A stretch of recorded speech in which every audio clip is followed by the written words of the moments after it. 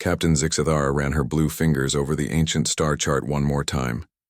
The old paper felt rough under her touch. She had found it 3 months ago in a crashed ship that was older than her entire civilization. The ship had been floating, dead in space for 50,000 years. The chart showed a small yellow star far away from the busy parts of the galaxy. Next to it, someone had drawn scary symbols and written warnings in 12 different languages. All the words meant the same thing: stay away, here be monsters. Zixathara was not like other captains in the Galactic Exploration Guild. While they followed rules and stayed in safe areas, she wanted to find new things. She wanted to discover secrets that others were too scared to look for. The warning on the chart did not frighten her. It made her curious. "Captain, are you sure about this?" asked Dr. Veltar, her chief scientist. He was a tall, thin creature with 6 arms and worried eyes. "The Guild has marked that whole area as forbidden. No ship has ever come back from there." Zixathara looked around the bridge of her ship, the Starseeker. Her crew was small but good. Besides Dr. Veltar, she had 3 other scientists, 2 engineers and a pilot named Crix who could fly through an asteroid field with his eyes closed. "That is exactly why we need to go," she said. "Think about it. For 50,000 years, everyone has been too scared to visit this place. What if the danger is gone? What if there are amazing discoveries waiting for us?" Her pilot Crix made a worried sound. "Or what if the monsters are still there and we end up like all the other ships that never came back?" Zixathara smiled. Her people, the Zephyrians, had blue skin and silver hair. When they smiled, their teeth sparkled like stars. "Then we will be very careful. We will watch from far away first. If there is real danger, we will leave immediately." But she was lying a little bit. Deep inside, she hoped there would be something exciting to find. Life as an explorer had become boring. Most of the galaxy was already mapped. Most planets were already known. The Guild sent ships to study rocks and gas clouds. Zixathara wanted to find something that would make history. 3 days later, the Starseeker jumped into hyperspace. The ancient chart was locked in the navigation computer. The crew was nervous but excited. Even Dr. Veltar had stopped complaining about the mission. The journey took 2 weeks. As they traveled through the empty space between stars, Zixathara studied everything she could find about the Forbidden Zone. The Guild's computers had very little information, just old warnings and stories about ships that had disappeared. One story caught her attention. It was about a famous explorer named Captain Mordak who had tried to reach the monster planet 200 years ago. His ship had sent one message before it vanished. "By the 7 moons, they are real. They are everywhere. They are coming for us." When the Starseeker finally dropped out of hyperspace near the yellow star, the crew gathered on the bridge. Everyone was quiet as the sensors began to work. "Initial scan complete," reported Dr. Veltar. His 6 arms moved quickly over his instruments. 1 yellow star, 8 planets. The 3rd planet from the star appears to be unusual. "Unusual how?" asked Zixathara. "It has water. It has air. It should be perfect for life." Dr. Veltar paused and looked confused. "But that is not the unusual part. The unusual part is what is around it." The main screen lit up with an image that made everyone gasp. The blue and green planet was surrounded by huge metal structures. They looked like cities floating in space. Bright lights moved between them like rivers of stars. "Are those space stations?" whispered Crix. "Not just space stations," said Dr. Veltar. His voice was shaking. "I count at least 50 major orbital platforms. Some of them are larger than our biggest cities, and there are thousands of smaller objects moving between them." Zixathara felt her hearts beating fast. Her people had 2 hearts, and both of them were racing now. "Are they ships?" "Yes. Definitely ships. Many different sizes and designs. They appear to be traveling between the planet and its moon regularly." The crew stared at the screen in silence. The Forbidden Zone was not empty. It was not dead. It was full of activity. Whatever lived on that planet had built an amazing civilization in space. "Captain," said her communications officer, a young Zephyrian named Tix, I am receiving signals from the planet. Many different signals. Radio waves, data transmissions, even what might be entertainment broadcasts. Can you understand any of it? Not yet. The language is completely unknown, but the math is clear.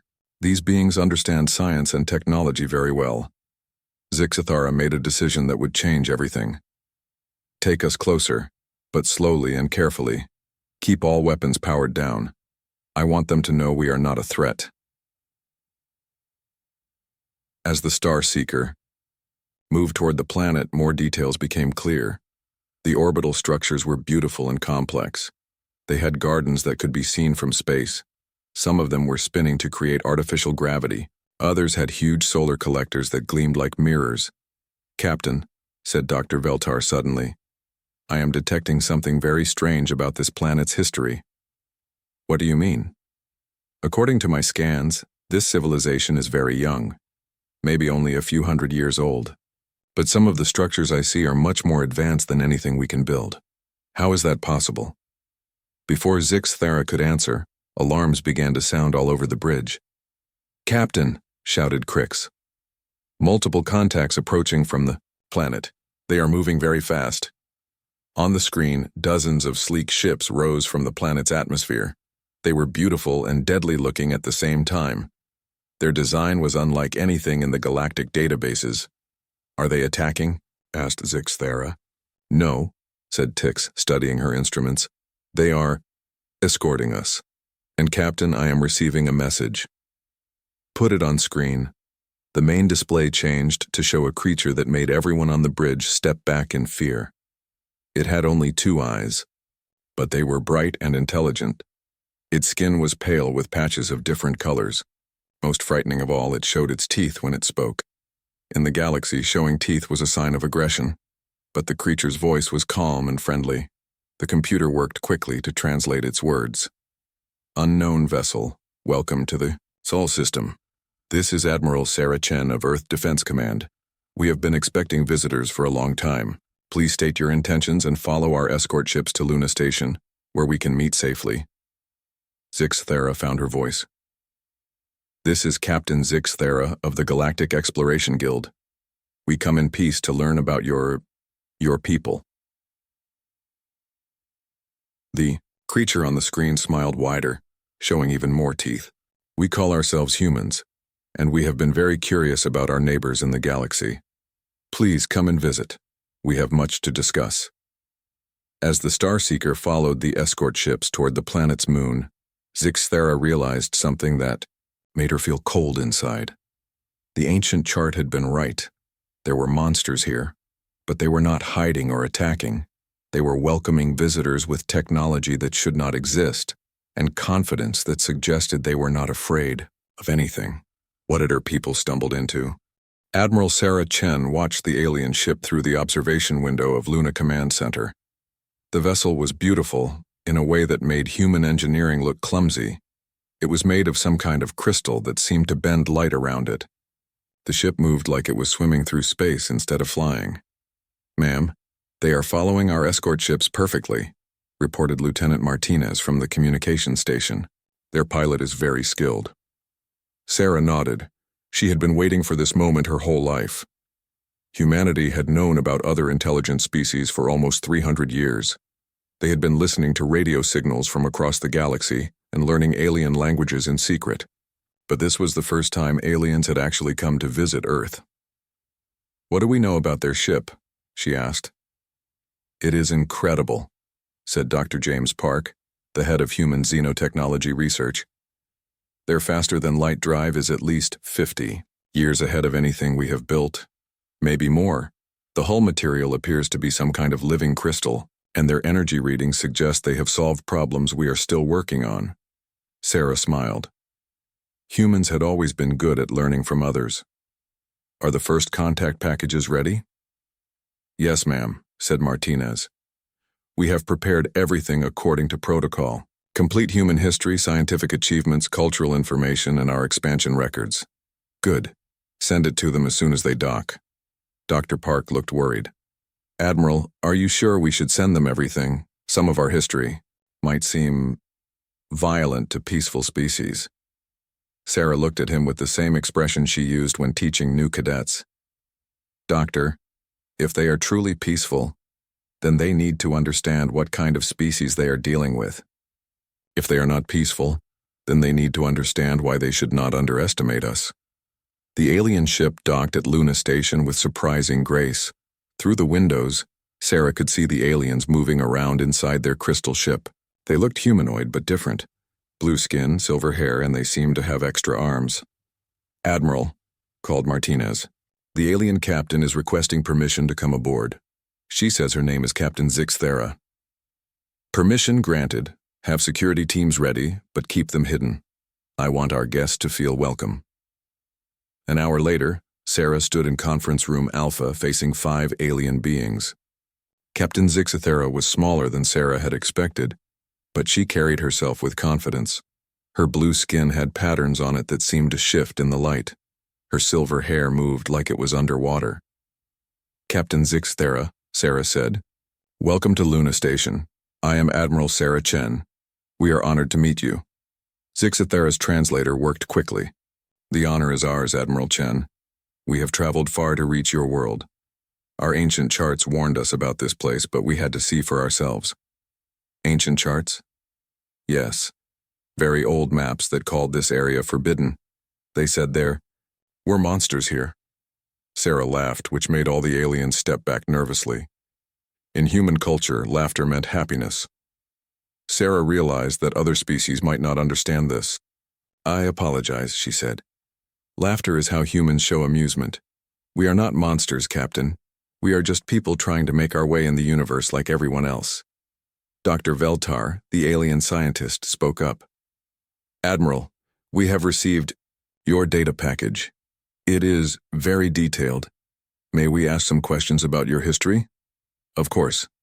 According to your records, your species has only been traveling in space for 400 years. Is that correct?" "Yes. We first left our planet in the year 1961. We reached our moon 6 years later. We have been expanding ever since." The aliens looked at each other with expressions that Sarah could not read. Captain Zixthera spoke again. "Your expansion seems very rapid. Most species take thousands of years to spread to other star systems. You have colonies in 17 systems already." "We are an ambitious species," Sarah said simply. "Your records also show that you have had many wars." "Very many wars. Yes. Humans have fought each other throughout our history. We have learned much from these conflicts." Dr. Veltar was reading something on a small device. "It says here that you had 2 global wars in the 20th century. Wars that involved your entire planet." "That is correct. And you used weapons that could destroy entire cities." "Yes, nuclear weapons, very dangerous. We try not to use them anymore." The aliens were looking more uncomfortable. Captain Zixthera asked, "How many humans died in these wars?" Sarah thought for a moment. "In the 2 world wars, approximately 100 million people died. But we learned from those mistakes. We have had much less war since then." The silence in the room was heavy. Finally, Dr. Veltar spoke again. "Admiral, most intelligent species in the galaxy evolved from creatures that ate plants or scavenged for food. According to your biological data, humans evolved from hunters. Persistence hunters, yes. Our ancestors chased animals until they collapsed from exhaustion. Then we shared the food with our families and communities. You are predators. We were predators. Now we are builders and explorers." Captain Zixthera was reading her own device. "Your cultural records show that you still celebrate conflict. You have something called sports, where humans compete against each other for entertainment." "Yes. Competition helps us improve ourselves. And you have taken other predators from your world and made them into companions." Sarah smiled. "You mean dogs and cats?" "Yes, we domesticated them thousands of years ago. They are part of our families now." The aliens looked terrified. Sarah realized that she needed to help them understand. "Captain, I know our history might seem frightening, but humans have learned to use our competitive nature for good things. We compete to solve problems faster, to build better technologies, to create beautiful art. Our aggressive instincts help us face dangerous situations that other species might run from. What kind of dangerous situations? Asked Dr. Veltar. Rescuing people from natural disasters, exploring dangerous places, fighting diseases, protecting others from threats. Sarah stood up and walked to the window that showed Earth in the distance. We know that other species fear us. Our radio telescopes have heard the warnings broadcast across the galaxy. Stories about the relentless ones who disappeared long ago. But we are not here to conquer anyone. We are here because the universe is full of wonders and we want to learn about all of them. She turned back to the aliens. We want to be part of the galactic community. We want to share our knowledge and learn from others. Yes, we are different from most species. Yes, we can be dangerous when we need to be. But we choose to use our abilities to help and protect rather than to destroy. Captain Zixthera was quiet for a long time. Finally, she asked, "What do you want from us?" "Friendship," Sarah said simply. "Trade. Cultural exchange. We want to learn about your people and your technology. We want to share our discoveries with you. We want to work together to solve the problems that face all intelligent life." The alien captain looked at her crew. They had a quick conversation in their own language. Then she turned back to Sarah. "Admiral Chen, we need to think about what we have learned here. And we need to report to our government. This meeting is not what we expected." "I understand. Take all the time you need. Luna Station is open to you for as long as you wish to stay." As the aliens left the conference room, Sarah heard Dr. Veltar whisper to another crew member, "They are exactly what the ancient charts warned about. But they are not hiding. They are not afraid." "What does that mean?" Sarah smiled to herself. It meant that humanity was ready to take its place among the stars. Whether the galaxy was ready for humanity was another question entirely. Captain Zixthera sat in her quarters aboard the Starseeker, staring at the data files the humans had given them. Her hands were shaking as she read through the information for the 10th time. Each time she hoped she had misunderstood something. Each time the truth became more frightening. Dr. Veltar knocked on her door and entered without waiting for permission. His usually calm face showed pure terror. "Captain, we need to leave immediately," he said. "These creatures are not what they appear to be." "Sit down, Doctor. Tell me what you have found." Dr. Veltar collapsed into a chair. "I have been studying their biological data all night. Captain, humans are not just predators. They are apex predators. Do you understand what that means?" Zixthera nodded slowly.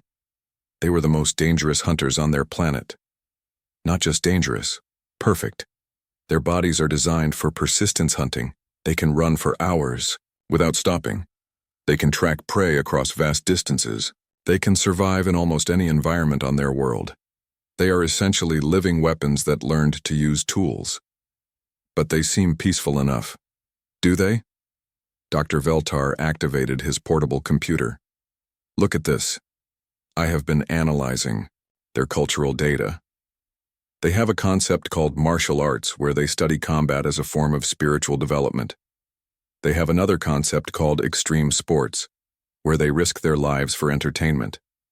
The screen showed images of humans doing incredible things. Some were jumping from cliffs with only fabric wings. Others were climbing vertical rock faces with their bare hands. Still others were riding dangerous animals for fun. They seek out danger," Dr. Veltar continued. "When their environment becomes too safe, they create artificial dangers to test themselves against. This is not normal behavior for intelligent species." Zixthera felt cold. "What else have you learned?" "Their expansion pattern is unlike anything in galactic history. Most species take 10,000 years to spread to nearby star systems. Humans reached 17 systems in 400 years. At this rate, they will control hundreds of worlds within a few thousand years. Maybe they are just efficient." "Captain, they are not efficient. They are relentless. Look at their terraforming projects. Instead of finding worlds that are already suitable for life, they take dead worlds and change them to match their needs. They move mountains. They create atmospheres. They redirect rivers and plant entire forests." Dr. Veltar showed her images of human colony worlds. Planets that had once been lifeless rocks now bloomed with earth plants and animals. Cities gleamed under alien suns. "This is the behavior of a species that does not accept limitations," he said. "They do not adapt to their environment. They force their environment to adapt to them." A soft alarm chimed, and Crix's voice came over the communication system. "Captain, we have received a priority message from the Galactic Exploration Guild. They want an immediate report on our mission status." Zixthara and Dr. Veltar looked at each other. "Send them our preliminary findings," she said, "but tell them we need more time for a complete report." 3 hours later, her communication system exploded with incoming messages. The Guild wanted to speak with her immediately. So did the Galactic Council. So did the governments of 6 different star systems. "Captain," said Tix from the bridge, "I think our preliminary report has caused some excitement." That was an understatement. Within 12 hours, Zixthara found herself in a video conference with Chancellor Morden of the Peaceful Alliance, Fleet Admiral Kethvar of the Galactic Defense Force, and Dr. Linara, the galaxy's leading expert on extinct civilizations. "Captain Zixthara," said Chancellor Morden, "please confirm that you have made contact with a species in the Forbidden Zone." "Yes, Chancellor. They call themselves humans." "Describe them." Zixthara did her best to explain what they had learned. The more she spoke, the more disturbed her audience became. Dr. Linara interrupted her. "Captain, you said they have been spacefaring for only 400 years?" "That is correct. And they have already colonized 17 star systems?" "Yes." Dr. Linara was silent for a long moment. Then she spoke in a voice that sounded very old and tired. "Chancellor, I need to access the classified archives immediately. Doctor, those records are sealed for good reason. The reason they are sealed is sitting in the Sol system right now." The screen went dark for several minutes. When it came back, Dr. Linara looked like she had seen a ghost. "Captain Zixthara, I am sending you some very old files. Files that were classified 50,000 years ago after the War of Extinction. Read them carefully." The files appeared on Zixthara's computer. They were written in ancient galactic script that her translator had trouble reading, but the message was clear enough. 50,000 years ago, a species had appeared from the outer rim of the galaxy. They called themselves the Relentless Ones. They were bipedal predators with incredible endurance and adaptability. They had spread across the galaxy like wildfire, not through conquest but through absorption. They did not destroy other civilizations. They studied them. They learned from them. They adopted their best technologies and improved upon them. They formed alliances and partnerships. They solved problems that had troubled the galaxy for millennia. But they never stopped expanding. They never stopped growing. They never stopped wanting more. The Relentless Ones were not evil, Dr. Linara explained. They were genuinely peaceful and helpful, but they were also unstoppable. Every species they met became part of their growing alliance. Every world they visited became part of their expanding territory. Not through force, but through simple persistence. "What happened to them?" asked Zixthara. "They vanished. One day, they were everywhere, building and exploring and growing. The next day they were gone. Their colonies were empty. Their ships were abandoned. For 50,000 years we thought they had been destroyed by some great catastrophe." Chancellor Morden spoke again. "But they were not destroyed, they went home." The truth hit Zixthara like a physical blow. The humans were not descendants of the Relentless Ones. They were the Relentless Ones. Somehow they had returned to their home world and started over. But they had not changed. They were still the same species that had once spread across half the galaxy. "Captain," said Fleet Admiral Kethvar, "how advanced is their current technology?" Zixthara thought about the orbital stations around Earth, the escort ships that had met them, the casual way Admiral Chen had discussed terraforming and colonization. "They are approximately 50 years behind us in most areas," she said. "But their rate of advancement is extraordinary. And their engineering approach is completely different from ours. They build things that should not work, but somehow do." "That matches the historical records," said Dr. Linara. "The Relentless Ones were never the most advanced species technologically, but they were the most creative. They found solutions that no one else would even attempt. The conference ended with orders for Zixthara to continue studying the humans while keeping them contained in their home system. But as she looked out at the bustling orbital installations around Earth, she wondered if containment was even possible. Thimbo. Monsters from the ancient charts had not disappeared. They had been waiting. And now they were ready to explore the galaxy once again. The question was not whether they could be stopped. The question was whether anyone would want to stop them once they realized what the humans were capable of accomplishing. The emergency session of the Galactic Council had been going on for 3 days. Representatives from 43 different species filled the Great Chamber on Kepler Station, the neutral meeting place at the center of galactic civilization. The air was thick with tension and the smell of fear from dozens of different alien biologies. Chancellor Morden stood at the central podium, his forearms gesturing as he spoke. The Calarian leader was normally calm and thoughtful, but today his voice carried an edge of panic. "The evidence is undeniable," he said. "The species that Captain Zixthara discovered in the Sol system matches every description we have of the relentless ones. They are the same beings who nearly conquered half the galaxy 50,000 years ago." Ambassador Thelnox of the Crystal Confederation raised one of her crystalline limbs. "But surely they cannot be the same individuals. 50,000 years is longer than any known lifespan." "Not the same individuals," said Dr. Linara from her position at the research station. "The same species. They returned to their homeworld and rebuilt their civilization from the beginning, but their fundamental nature has not changed." Fleet Admiral Kethvar activated a holographic display showing the human solar system. "Our deep space sensors have been monitoring their activities since Captain Zixthara's first contact. In just the past month, they have launched 16 new deep space exploration missions. They are not content to stay in their home system." Representative Vixara of the Peaceful Traders Guild spoke up. "What evidence do we have that they are actually dangerous? From all reports, they have been welcoming to our explorers." "That is exactly what makes them dangerous," replied Dr. Linara. "The historical records show that the relentless ones never attacked anyone. They were always friendly and helpful, but everywhere they went they changed things. They made improvements. They solved problems. And slowly, inevitably, they took control." She activated her own display showing ancient galactic maps. "Look at this progression. Red dots show Relentless One colonies and outposts 50,000 years ago. Yellow shows their alliance partners. Blue shows species that had adopted their technologies or methods." The map was shocking. Nearly a third of the galaxy was covered in red, yellow, or blue markers. "They did not conquer through war," Dr. Linara continued. "They conquered through friendship. Every species they met wanted to work with them because they were so helpful and innovative. Within a few thousand years, half the galaxy was essentially under their influence." Ambassador Jorik of the warrior clans laughed harshly. "You make them sound like heroes, not monsters." "That is the point," said Chancellor Morden. "They probably were heroes. The historical records speak of advances in medicine, technology, and social organization that benefited everyone.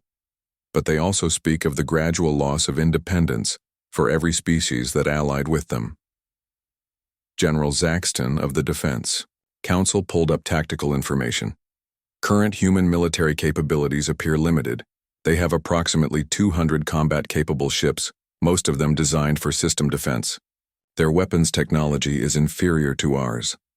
For now," said Dr. Linara grimly. "But look at their rate of advancement. In 400 years, they have gone from primitive chemical rockets to faster-than-light travel. At this rate, they will match our military technology within 50 years. And their approach to military development is concerning," added Admiral Kethvar. "Instead of building a few large, powerful ships like most civilizations, they are building many smaller, faster vessels. They appear to prefer swarm tactics and rapid deployment." Representative Naleva of the Science Consortium had been studying her datapad quietly. Now she looked up with a worried expression. "I have been analyzing the human cultural data. There is something we have not discussed yet." "What is that?" asked Chancellor Morden. They do not see war as an evil to be avoided. They see it as a tool to be used when necessary. But more importantly, they see competition as essential to improvement. Their entire society is built around the idea that conflict drives progress. She displayed human cultural information on the main screen. They have competitive sports, competitive business, competitive science, competitive arts. Everything they do involves some form of contest or challenge.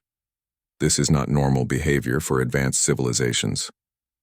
Most species develop cooperation as they advance, agreed Dr. Linara. Humans have developed cooperative competition. They work together to compete more effectively. Ambassador Thelnox made a sound that was her species' equivalent of a gulp.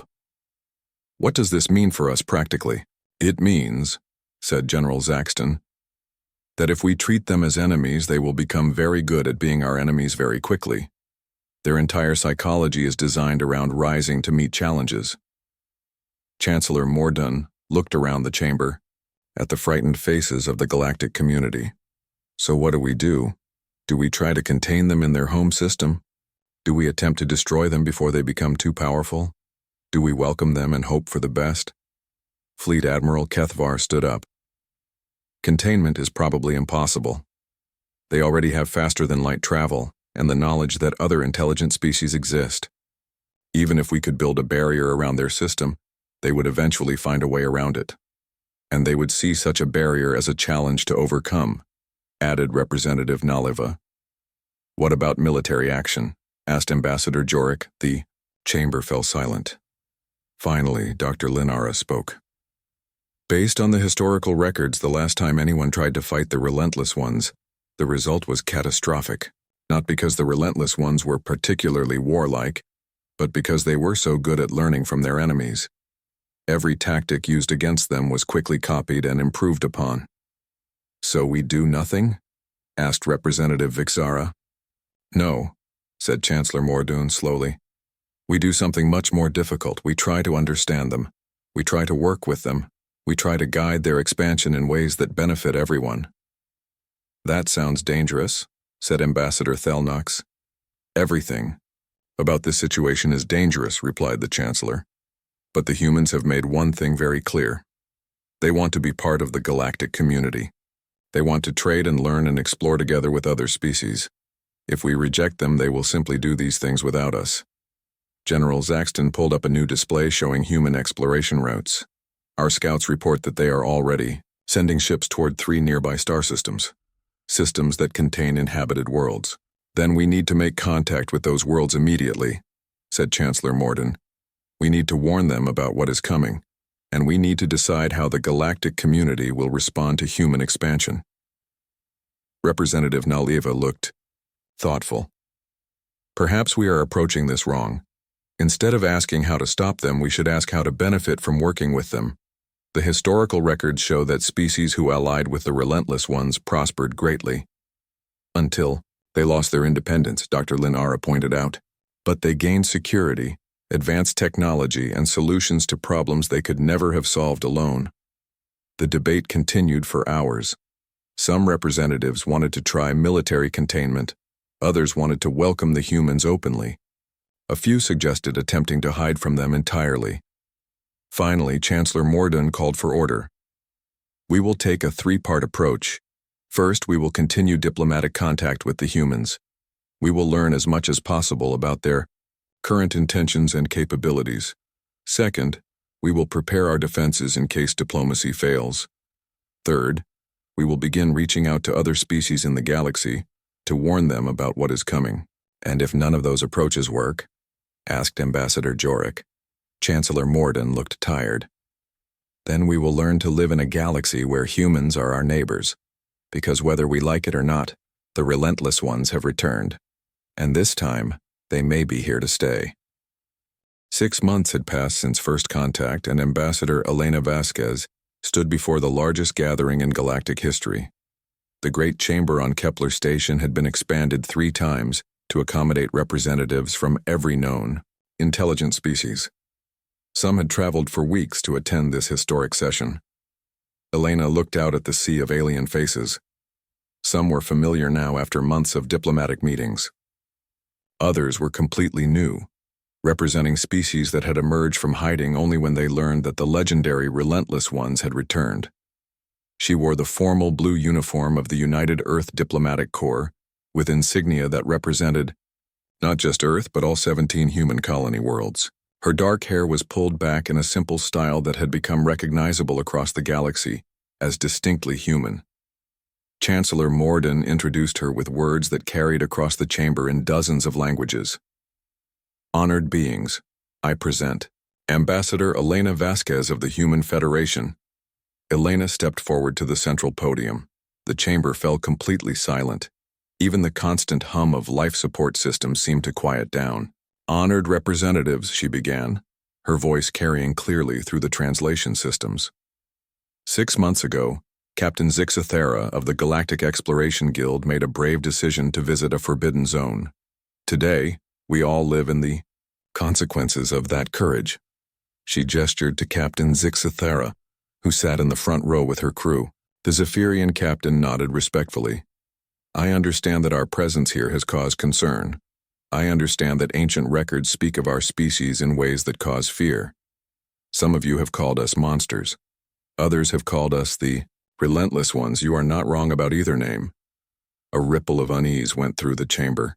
Elena had insisted on complete honesty in this speech, despite advice from her diplomatic team to be more cautious. Yes, humans are natural predators, she continued. Yes, we have a history of warfare and competition that seems extreme to species that evolve differently. Yes, we expand rapidly and change everything we touch, but I want to talk about what that really means. She activated a holographic display showing images from human space. The display showed bustling orbital stations, ships traveling between star systems, and planets being transformed from lifeless rocks into garden worlds. We are predators, but we are not mindless killers.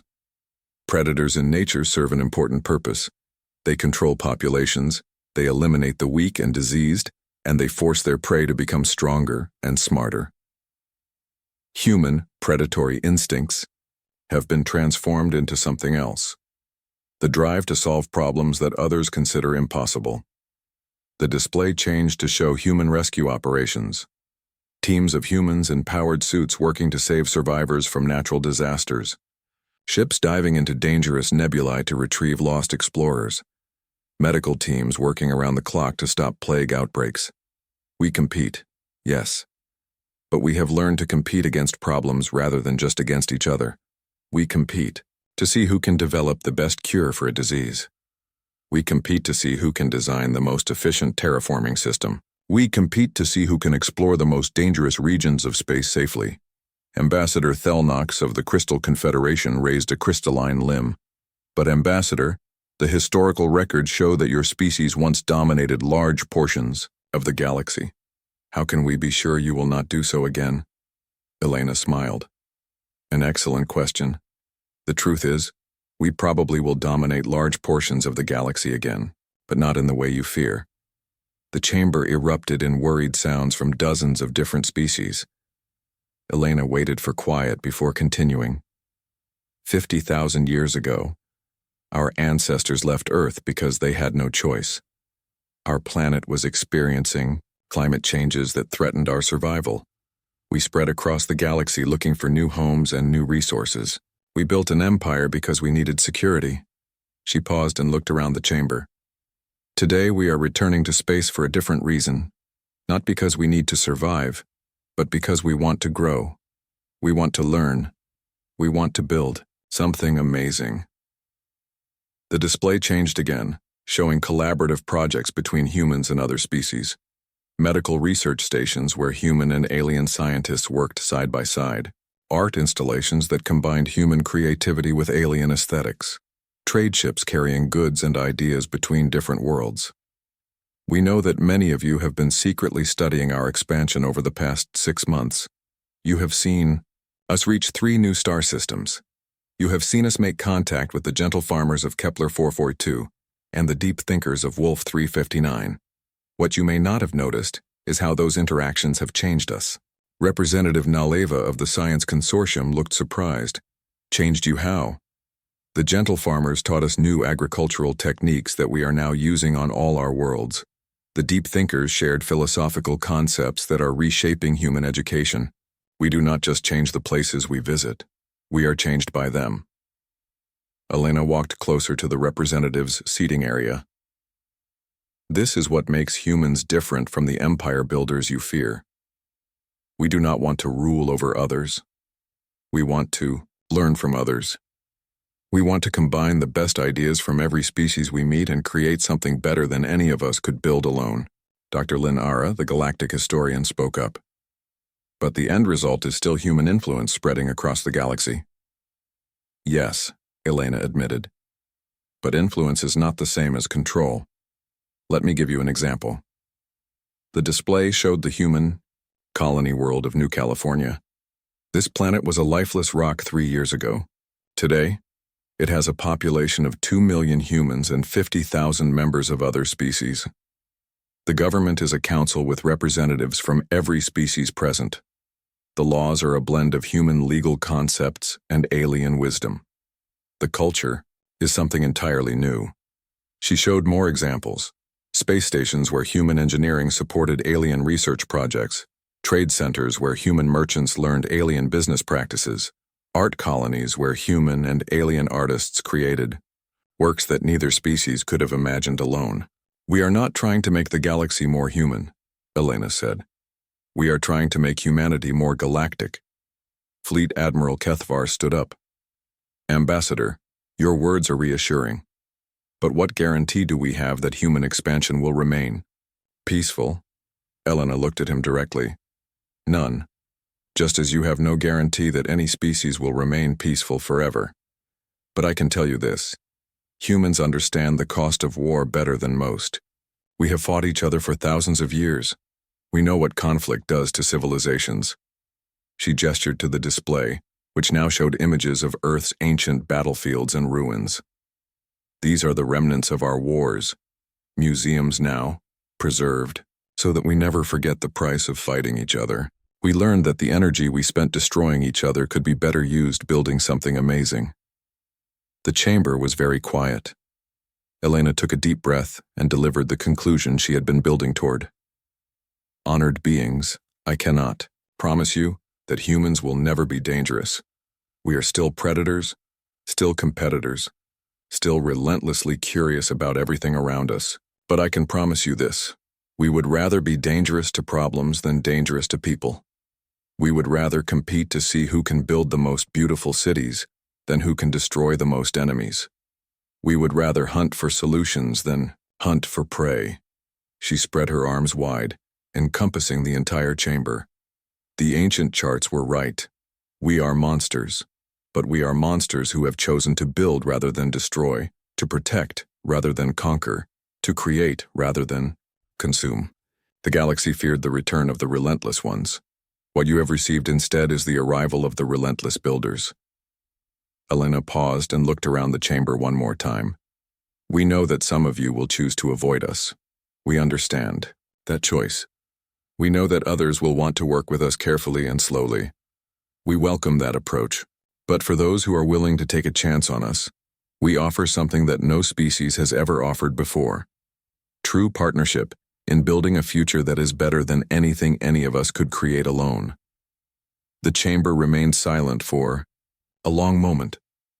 Then Captain Zixithera stood up and began what humans would later learn was the Zephyrian gesture of respect and acceptance. One by one, other representatives began to stand as well. Not all of them, but enough. Elena smiled as she watched the beginning of a new age. The age of human isolation was over. The age of galactic cooperation was about to begin. Outside the station, human ships waited alongside alien vessels, their crews already working together on joint missions to explore the unknown regions beyond the galactic rim. The monsters from the ancient charts had kept their promise.